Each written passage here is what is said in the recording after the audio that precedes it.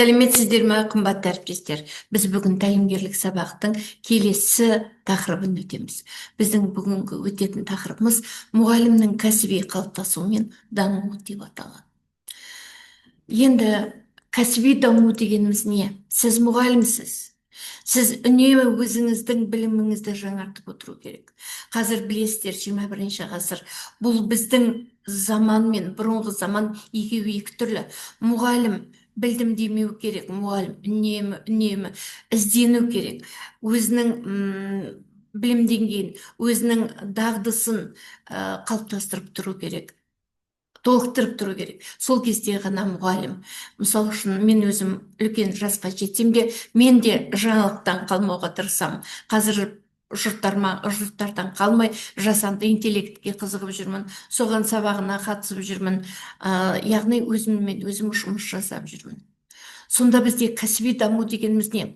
Кәсіби даму дегеніміз бұл жүйелі беку, білім саласындағы жетілу, кеңею, тұлғалық сапалардың дамуы, жаңа кәсіби білім мен дағдыларды меңгерудегі қажеттілік. Өзінің барлық еңбек жолында белгілі бір міндеттерді атқара білу қабілеті. Міне осыны біз кәсіби даму дейміз. Былайша айтқанда, бір сөзбен айтқанда, өсу, жылжу, көтерілу. Енді кәсіби даму міндеттілік немесе жалған емес, ойлаудың, пайдалы әдеттің негізі болу керек. Қоғамдық қызығушылықтардың көзқарасы бойынша адамның кәсіби даму тек кәсіби әдеп кодексінің бір пункті. Өзімен жұмыстанбайтын адам кәсіби маман деп танымайды деп қарауға болмайды. Олай танылмайды деп қарауға болмайды. Қымбатты әріптестер. Енді кәсіби даму түрлері қандай?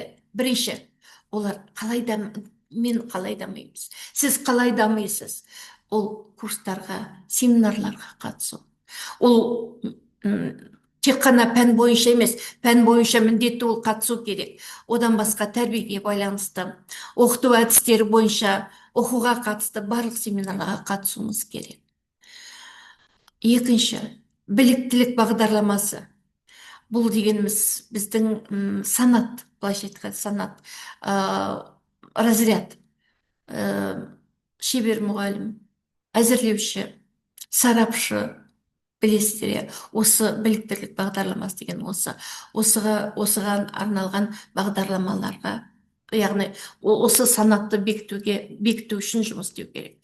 Үшінші, мұғалімдердің біліктілігін арттыру үшін арнайы құрылған мұғалімдердің кәсіби қоғамдастығына қатысу. Сіздер білесіздер, біздің мектепте осы аудан бойынша біздің тірек мектебіміз, яғни функционалдық сауаттылық бойынша тірек мектебіміз. Осы функционалдық сауаттылықты арттыру мақсатында біздің мектепте сіздер үнемі семинарлар, кәсіби қоғамдастықтардың отырыстары үнемі болып тұратын, сіздер өздеріңіз куә болып жүрсіздер.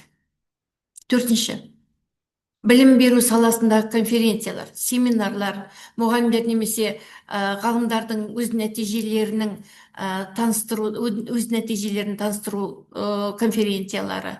Осы проблемаларды неге? Себебі осы жерде проблема талқыланады, мәселе талқыланады, соған қатысу керек. Сол кезде біліміңіз көтеріледі.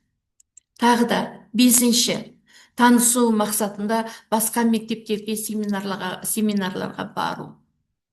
Алтыншы, сізді қызықтыратын тақырыптар мен жеке бірлескен зерттеулер, мүмкін бірлестік мұғалімдермен, немесе аудан мұғалімдермен, немесе қала мұғалімдермен.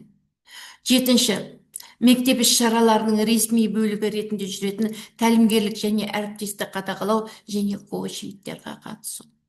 Сегізінші, рефлексия. Рефлексия дегеніміз не? Ол өзіне есеп беру. Өзін өзі зерттеу, өзіне есеп беру. Рефлексияланушы мұғалім, бұл ойлаушы, талдаушы, өз тәжірибесін зерттеуші педагог дейді. Бұл мектеп тренерлерінің оқу бағдарламасының үлестірмелі материалында осылай деп айтылады. Яғни өзіңе өзің рефлексия жасау. Кәсіби дамуды арттырады. Рефлексия мұғалімнің кәсіби дамуының басты құралы. бағанан бері өзі ойлап отырмыз, неге рефлексияны айтып отырмыз деп. Өзіне өзі берген есебі оның болашақтағы жоспары. Өткенге оралмасаң, қазір жасалып жатқан ісіңді зерделемесең, болашаққа көз жүгіртпесең, жасаған іс әрекеттің түк те түйіні болмайды, қымбатты әріптестер. Сондықтан кез келген өзіңнің іс-әрекетіңе рефлексия жасау мұғалім үшін маңызды. Себебі сенің өзің осал тұстарың, өзіңнің әлсіз немесе күшті жақтарыңды рефлексия жасай отырып оны білесің, және әлсіз жақтарыңды, осал жақтарыңды оны жетілдіруге тырысасың. Енді сіздер өзіңіздің кәсіби дағдыларыңызды балдық жүйеде бағалайсыз. Қалай бағалайсыз? Ол бағалау не үшін керек? Бізге дағдыларды жетілдіру үшін керек. Екінші бағыт, сіздің құндылықтарыңыз топтың өзекті деп жасайтын құндылықтармен қаншалықты сәйкес келетінін тексеріңіз. Бұл өз құндылықтарыңызды қайтадан қарауға көмектеседі. Үшінші бағыт, оқу. Өзіңізге жаңа мәліметтерді меңгеруге қолайлы стратегияны таңдаңыз. Бұл кәсіби дамудың жоспары осындай бағыттарда болу керек. Әрбір мұғалімнің кәсіби дамуының жоспары болу керек. Сонда осы жоспарда осы 3 бағыт қаралу керек. Енді қандай кәсіптік дағды болу мүмкін? Мысалы, әлеуметтілігімен ұстай білуі, адамдармен жұмыс жасай білу қабілеті, көшбасшылық қасиеті, өз бетінше жұмыс жасау қабілеті, басқалармен ынтымақтасу қабілеті, адалдық, ол жұмысқа байыппен қарау, еңбексүйгіштік, тиімді жұмыс істеу, эмоционалдық тұрақтылық, босаңсу, күйзеліске шыдау, ұсақ түйекке мән бермеу, жанжал шығармауы, адамдарды кешіре білу, адамдарға көңіл аудару, қайырымды болу, әдепті болу. Экстраверттік, әңгімешіл, қайсар, достық, ортақшыл болу керек. Жаңа идеяларға ашықтылық, бірегейшіл, жаңа идеялары көп, білгендері белсенді, пайымдаулары бар мұғалім осы дағдыларды мұғалімге қажет кәсіптік дағды деп білеміз. Енді өзіндік білім көтеру мұғалімнің және педагогикалық ұжымның кәсіби дамуының негізгі құралы. Сонда өсу дегеніміз не ол? Ол бәсекелестік, қоғамдық пікір, материалдық ынталандыру, қызығушылық, ақпаратпен күнделікті жұмыс істеу, шығармашылыққа деген ынта-жігер, қазіргі ғылымның жылдам дамуы, өмірде, қоғамда болып жатқан өзгерістер, міне осылардың бәрі өсуге алып келеді. Мұғалімнің кәсіптік дамуының бағдарламасы мұғалімнің өзіндік білімі алуына ықпал етеді.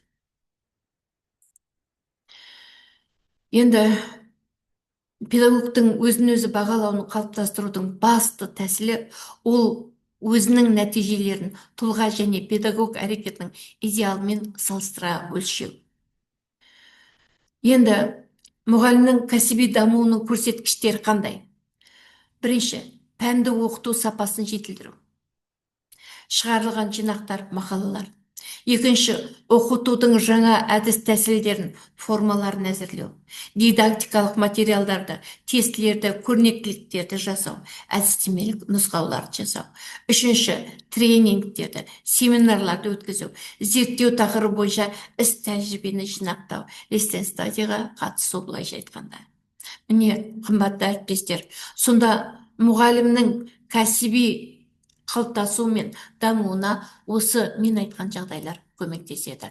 Және тағы да басты нәрсе, мұғалімнің кәсіби даму жоспары болу керек. Және жүйелі сол жоспармен мұғалім жұмыс істеу керек. Сол кезде ол өзінің мұғалім деген атына сай болады, кәсіби даму артады. Тыңдағандарыңызға рахмет. Келесі тәлімгерлік сабақта кездескенше.